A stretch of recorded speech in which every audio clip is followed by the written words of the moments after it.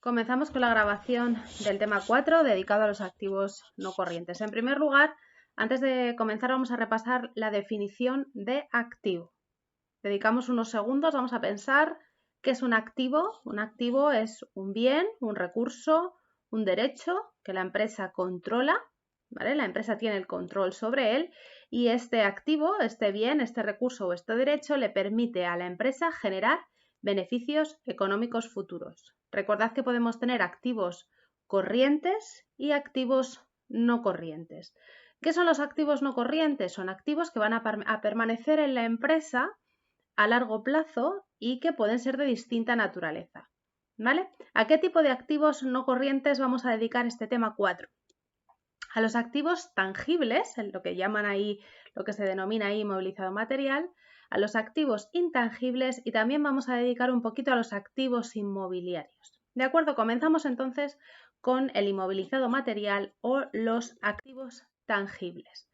¿Qué son los activos tangibles? Son bienes que la empresa controla, como ya hemos dicho, y que van a estar destinados a la producción o a la prestación de servicios. Es decir, son bienes que permanecen en la empresa a largo plazo porque están dedicados a la generación de beneficios económicos que vienen del negocio principal de la empresa. Su valor normalmente representa una parte muy importante del activo. Tienen un valor muy significativo en la estructura del balance. Por eso es tan importante que sepamos cómo tienen que valorarse y es a lo que va a estar dedicado este tema 4. Es cierto que depende de la empresa en la que estemos, nos vamos a encontrar un mayor o un menor peso de estos activos tangibles. Es decir, si estamos y pensamos en un negocio de base tecnológica, como pueda ser Google, como pueda ser Microsoft, pues probablemente el peso de estos activos no corrientes va a ser inferior, el peso de estos activos no corrientes en relación a todos los activos que pueda tener la empresa va a ser inferior si lo comparamos con otros sectores, como puedan ser, por ejemplo, la industria energética. ¿Vale? Pensad en los ejemplos de activos materiales o activos tangibles que vamos a encontrar en una empresa. Terrenos, edificios, maquinaria, elementos de transporte, es decir, aviones, camiones, coches, mobiliarios. También vamos a tener los ordenadores o instalaciones, equipos informáticos que pueda tener la empresa. De acuerdo, esos son las distintas tipologías que nos vamos a encontrar de activos tangibles. Hay dos cuestiones relativas a la valoración que luego veremos más en detalle y que aquí os adelanto. Hay dos conceptos que necesitamos tener bien claros al término de este tema 4. Uno es la amortización, ¿de acuerdo? Que es la depreciación sistemática del valor del activo. Luego lo veremos más en detalle. Y por otro lado, el deterioro de valor, las pérdidas por deterioro de valor, que son disminuciones de valor que puede tener el activo, ¿vale? Normalmente debido a factores externos, pues, como pueda ser una disminución de, de la capacidad de producción de la empresa, luego lo veremos más en detalle, pero ese deterioro de valor son pérdidas puntuales de valor que puede sufrir el activo y que también debemos reconocerlos. Vamos a comenzar con los criterios generales de valoración, pero antes hacer un repaso a los criterios que deben darse para que podamos reconocer un activo. ¿Vale? Ya hemos visto que un activo es un recurso que la empresa controla como resultado de hechos pasados y ¿cuándo vamos a tener que reconocerlo en el balance? ¿O qué criterios deben darse para que se reconozca en el balance? Pues lo primero, que lo podamos medir con fiabilidad, ¿de acuerdo? Si no podemos medir algo con fiabilidad, no podemos reconocerlo en el balance. Y luego lo segundo es que el activo genere beneficios económicos futuros. Esto es algo que suele darse siempre en el caso, prácticamente siempre en el caso de los activos tangibles, pero que luego veremos, sobre todo en cuanto a la medición con fiabilidad, que en el caso de los intangibles a veces es más complicado.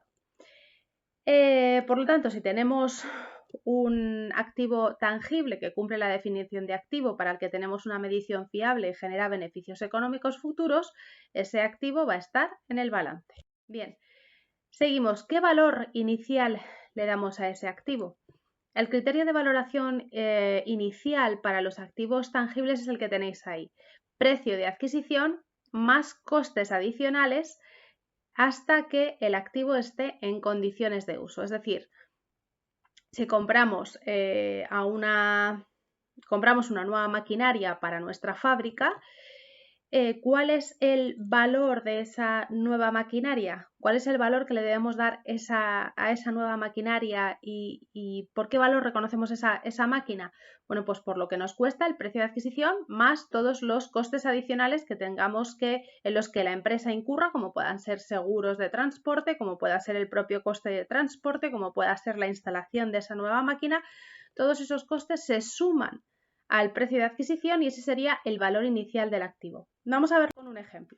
Voy a saltarme algunas transparencias para irnos directamente al ejemplo, ¿vale? Un ejemplo muy sencillo. Adquirimos unas estanterías con un precio de 10.000 euros. Tienen un descuento del 2% por pronto pago, unos gastos de transporte de 500, hay un seguro de transporte de 50 que también, aunque no lo dice, asume la empresa. Y luego nos dice que los gastos de instalación son de 300 euros, 100 por consumo de materiales y 200 euros por personal. Pero nos cuesta instalarlo 300 euros, ¿vale? ¿Cómo deben quedar valoradas las estanterías? Bueno, pues por su precio de adquisición, 10.000 euros, menos el descuento, obviamente, estamos pagando 10.000 menos el descuento correspondiente, más todos esos gastos adicionales en los que la empresa incurre para poner el activo en condiciones de uso, para tener esas estanterías listas. Bien, pues el valor inicial, el coste inicial por el que la empresa tiene que valorar esas estanterías y debe reconocer esas estanterías en el balance es por 10.650, ¿vale? El precio que paga, 10.000 menos el descuento más todos esos gastos adicionales. Bien, vamos a otro ejemplo, un ejemplo un poquito más complicado. La empresa adquiere una instalación, un nuevo equipamiento por importe de 17.400. El pago de ese equipamiento, de esa instalación, se aplaza a 180 días, cuando lo habitual en este tipo de transacciones es el pago al contado. Por aplazar el pago, el proveedor carga unos intereses de 870 euros. Bien, el transporte y montaje de la instalación son 1.200 euros y al final de la vida útil, además, se estima que desmantelar y retirar toda esa instalación y dejar la ubicación en la que se encuentra esa instalación totalmente recuperada es de unos 5.000 euros. ¿De acuerdo? Esto es una casuística un poquito más complicada, pero vamos a ver el ejemplo para que lo entendáis. ¿Cuál es el coste inicial por el que debemos reconocer esta instalación? Bueno, pues el coste inicial por el que debemos reconocer esta instalación son los 17.400 euros, que es el precio de esa instalación, ¿de acuerdo?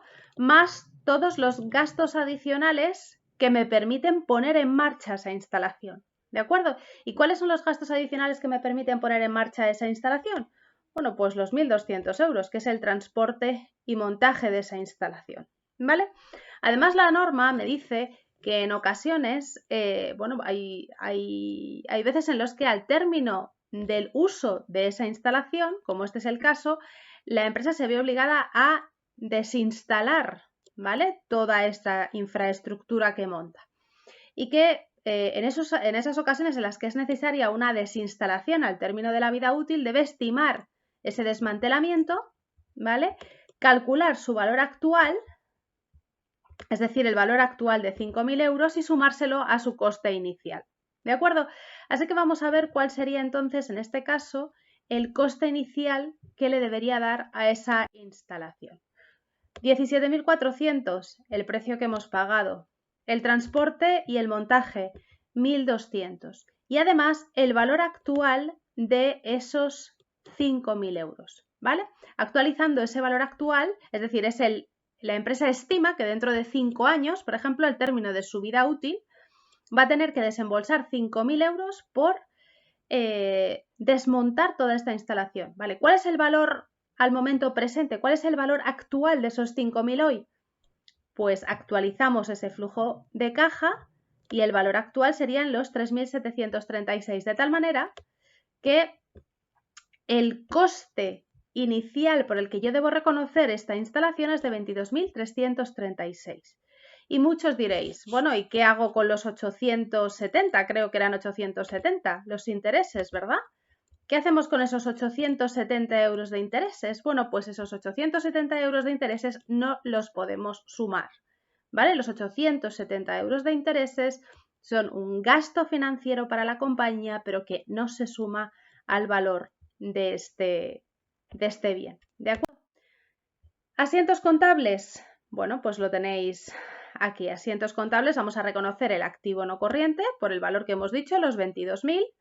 Vamos a reconocer el gasto financiero por los intereses, ¿de acuerdo? Y vamos a reconocer la obligación de pago al proveedor por esos 19.470, que son los 1.200 euros más los 17.400 más los 870 de los intereses, ¿vale? Y luego, por otro lado, vamos a tener que reconocer lo que es esa obligación de desmantelamiento y retiro dentro de 5 años, que si recordáis le hemos dado el valor actual de 5.000, que era 3.736, ¿vale? Y eso lo vamos a reconocer como una provisión. ¿Qué es una provisión? Bueno, pues una obligación de pago futura, una obligación de desembolso futuro que vamos a tener dentro de 5 años, ¿vale? Por el desmantelamiento de esa instalación, ¿de acuerdo? Si hubiéramos podido añadir, perdonadme, se me va esa línea. Si hubiéramos podido añadir al precio de adquisición los intereses, ¿hubiera cambiado algo el registro contable? Sí, hubiera cambiado, porque los intereses, si los hubiéramos podido sumar al activo no corriente, pues tendríamos un valor de las instalaciones mayor, ¿vale?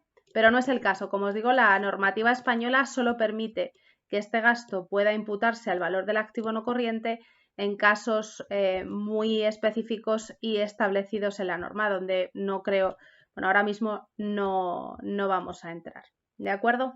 Vamos a seguir avanzando un poquito, aunque me he dejado algunas transparencias atrás, pero creo que, bueno, pues muchos de los contenidos los irán apareciendo en las transparencias siguientes, porque veíais también que el criterio de valoración puede ser o bien el precio de adquisición inicial, el coste inicial, puede ser precio de adquisición más los costes adicionales en los que la empresa incurre, o puede ser también el coste de producción, ¿de acuerdo? Pensad en una constructora que en lugar de adquirir un edificio por el que pagaría un precio X, y ese sería el valor del edificio que reconocería en el balance, decide levantar su propio edificio de oficinas. ¿De acuerdo? En ese caso, ese edificio de oficinas, ¿cómo lo valoraríamos? Pues lo valoraríamos por su coste de producción, por el coste que tiene levantar ese edificio. ¿De acuerdo? Vamos a verlo con un ejemplo muy sencillito, ¿vale?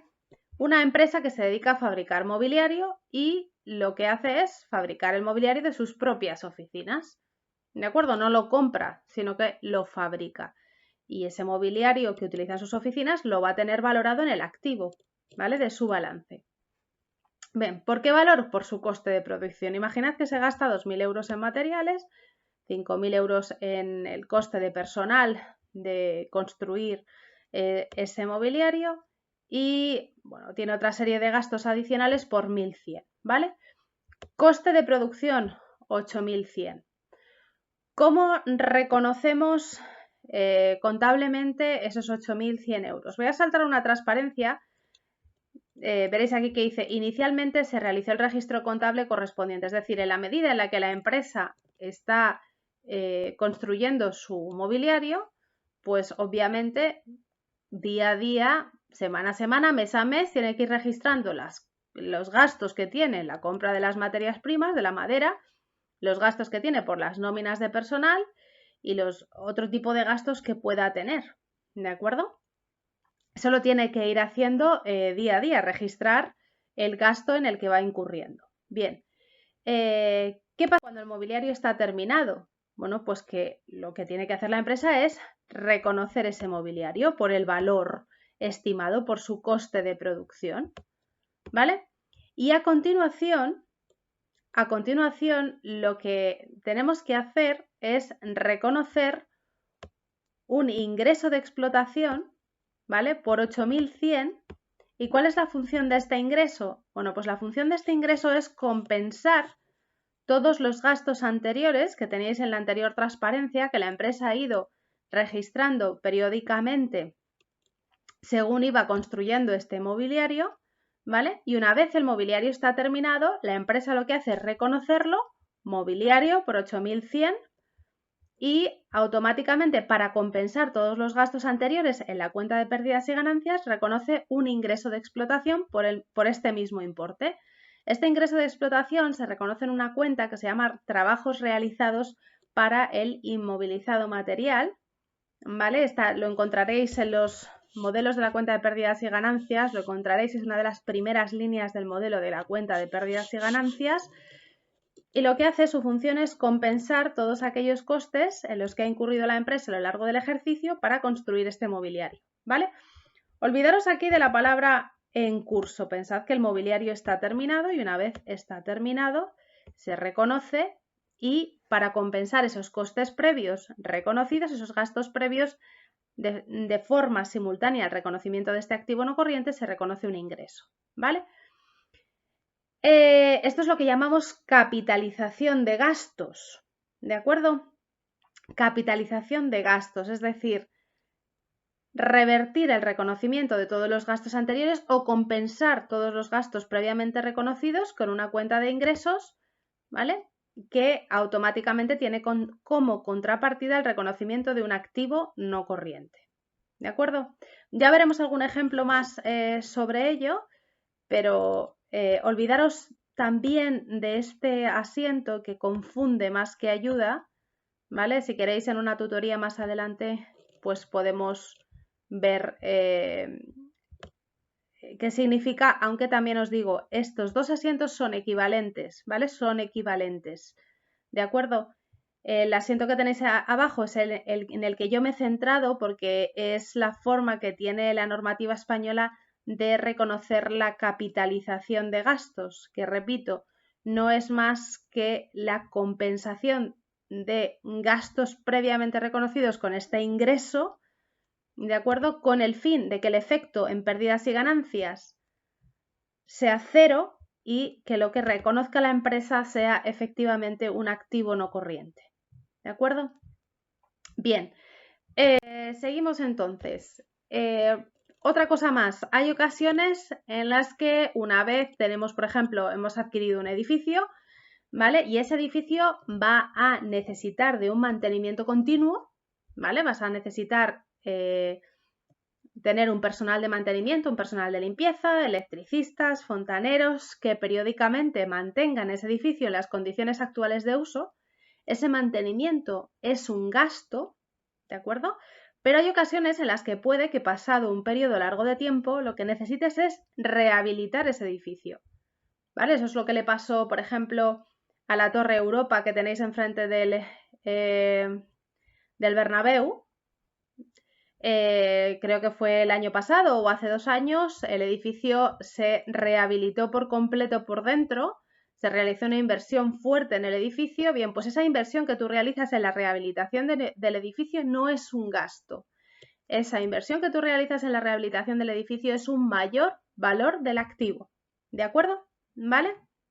Por lo tanto, una cosa es una reparación o un mantenimiento que va a suponer un gasto para la empresa, y otra cosa es una rehabilitación en el caso de un edificio o una mejora significativa en un activo material que permite que lo utilices mejor y durante más tiempo, y por lo tanto eso no se considera un gasto, sino que se considera un mayor valor del activo.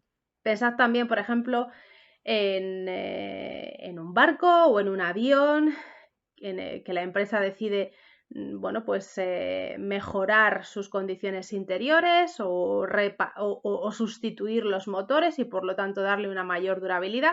Eso supondría una inversión en el activo material y por lo tanto un mayor valor del activo.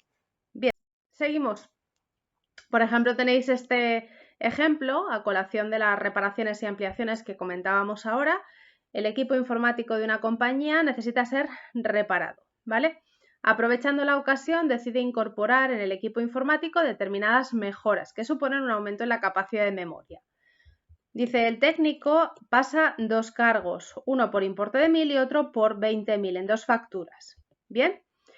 Dice, el coste histórico, el valor neto contable del componente sustituido asciende a 500 euros y vamos a ver más adelante directamente cuál es la solución. Lo que es la reparación, los 1.000 euros de reparación es un gasto, ¿de acuerdo? Es un gasto con su IVA correspondiente del 21% y por lo tanto vamos a tener que pagar al reparador, al personal de mantenimiento, 1.210 euros.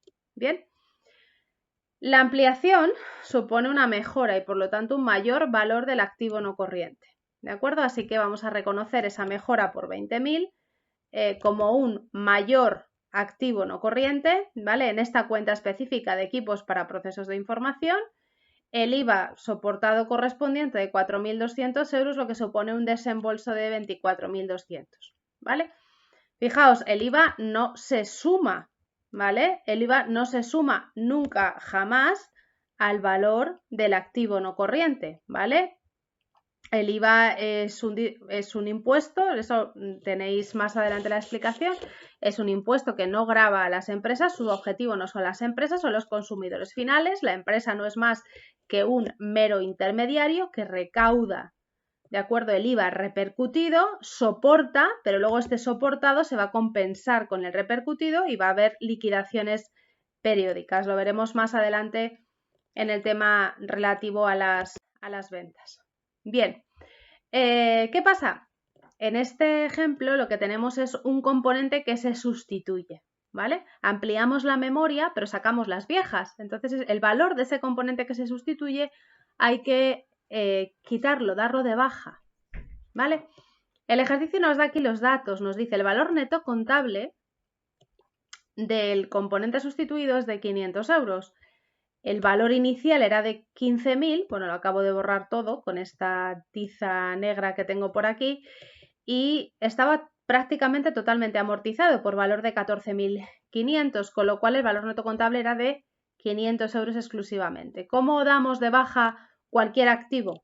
¿Vale? Cualquier activo no corriente. Cancelamos la amortización, cancelamos el activo, ¿vale? Menos activo no corriente, menos amortización, y la diferencia, en este caso, estos 500, va a ser una pérdida, ¿de acuerdo? La diferencia va a ser una pérdida. Estamos eliminando un activo, una pieza del activo, antes de que esté totalmente utilizada, ¿vale? Y por esos 500 euros estamos perdiendo, ¿de acuerdo?